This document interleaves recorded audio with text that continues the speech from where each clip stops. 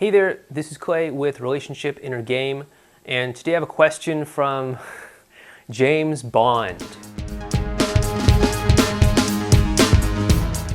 So James Bond writes in and he asks, I'm sorry, it's just kind of hard to take you guys seriously when you use these crazy screen names. But anyway, James Bond writes in and he says that he's been back in touch with his ex, and they text back and forth sometimes, and a lot of times he'll text her and she'll text back right away, but sometimes it takes her a long time, like 6 or 7 or 8 hours to text him back, and he wants to know what's going on. And this is what I have to say to you, Mr. Bond, that you're being way too obsessive about this. I think it's normal for people who have a life to take time texting back sometimes. They do things like they go out with friends, they go watch movies and stuff like that, and they can't just, whip out their phone right in the middle of dinner or something and just start texting. That's kind of rude. And, sometimes people forget about texts, and so it's like, oh yeah, I got this text a while ago, I forgot about it because I was, at dinner at the time, and now I have time to write back. And just really don't think about this too much.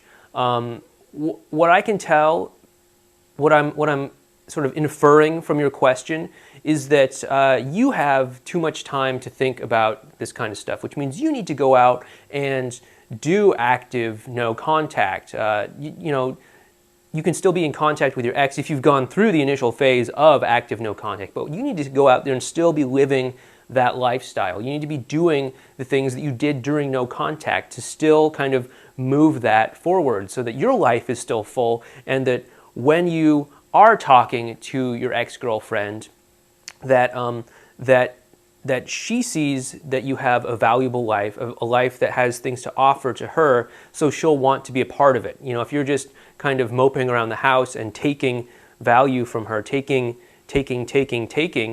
then it's going to be draining for her to be around you, and she's not going to want to be around you, and you're going to push her away. It goes back to that thing we talked about in a previous video about how some actions have a constrictive, energetic emotion behind them, and that's one of them: taking value from someone else, looking to someone else to feel good,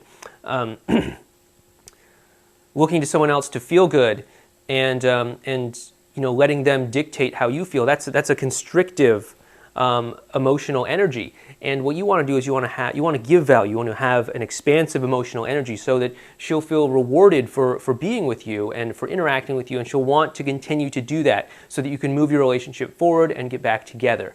So that's my advice to you. Basically, just take it with a grain of salt, and don't worry too much if it takes her like a couple hours or something to text you back. If you'd like to learn more about how to deal with breakups and how to get back together after you break up with the person that you love, please go to relationshipinnergame.com and sign up there. Thanks.